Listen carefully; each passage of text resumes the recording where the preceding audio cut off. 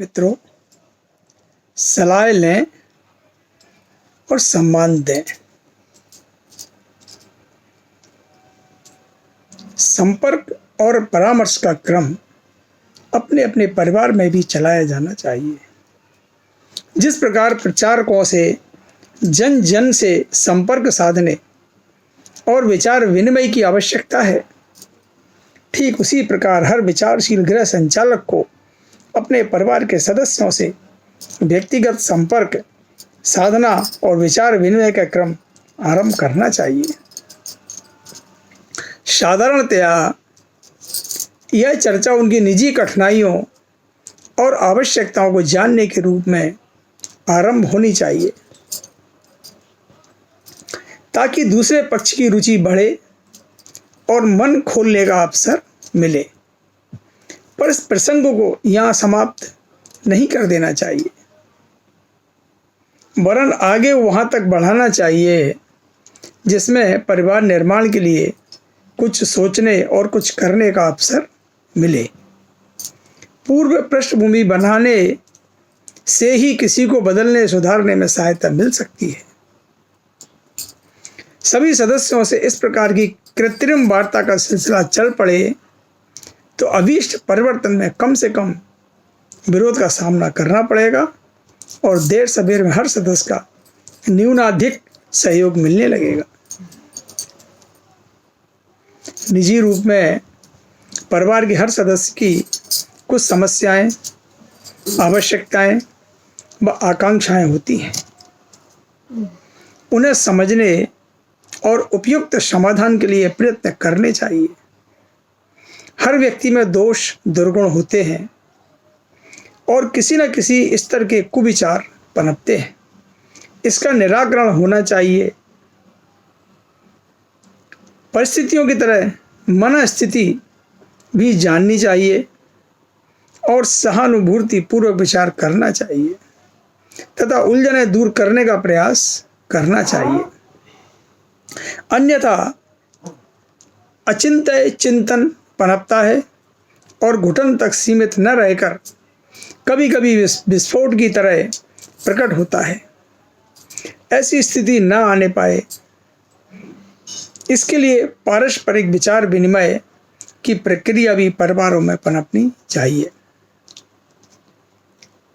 यदा कदा जब अवसर हो, सदस्यों को इकट्ठा करके आवश्यक परामर्श भी देते रहना चाहिए।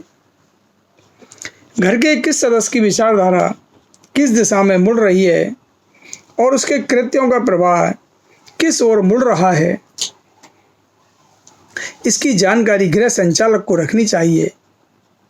प्रत्यक्ष पूछताछ से भी बहुत कुछ जानकारी मिल सकती है। संकोच आड़े आता हो तो दूसरों के मार्फत भी जाना जा सकता है। जिनसे खुलकर बातचीत होती हो, सत्य प्रवृत्तियों को प्रोत्साहन मिलना चाहिए और दुष्ट प्रवृत्तियों को पनपने का सिलसिला शुरू होते ही उनकी जड़ें काटनी चाहिए। यह कार्य आवेश उत्तेजना में नहीं, शांति चित्त और धैर्यपूर्वक संतुलित मन स्थिति में किया जाना उचित होगा। इन मोड़ों को न बहुत अधिक महत्व दिया जाए और न उपेक्षित रखा जाए। सतर्कता बरतने और अप्रसन्नता प्रकट करने से भी काम चल सकता है। गृह संचालकों को सभी सदस्यों के प्रति एक आंख दुलार की ओर और दूसरी सुधार की ओर रखनी चाहिए। परिवार की गोष्ठियां समय समय पर होती रहनी चाहिए। साप्ताहिक अवकाश का दिन इसके लिए अधिक उपयुक्त रहता है। घर की आर्थिक स्थिति, भावी योजना, प्रस्तुत कठिनाइयों, सामयिक आवश्यकताओं, नीति निर्धारण, उलझनों का सुलझाव, वर्तमान सुधार परिवर्तन आदि विषयों पर खुले मन से चर्चा होनी चाहिए। आवश्यक जानकारियों से सभी को अवगत रखा जाए और प्रस्तुत प्रसंगों पर सभी का अभिमत जानने का प्रयत्न किया जाए। इस आदान प्रदान से हर सदस्य को यह अनुभव होता है कि परिवार के निर्माण में उसका क्या उत्तरदायित्व है।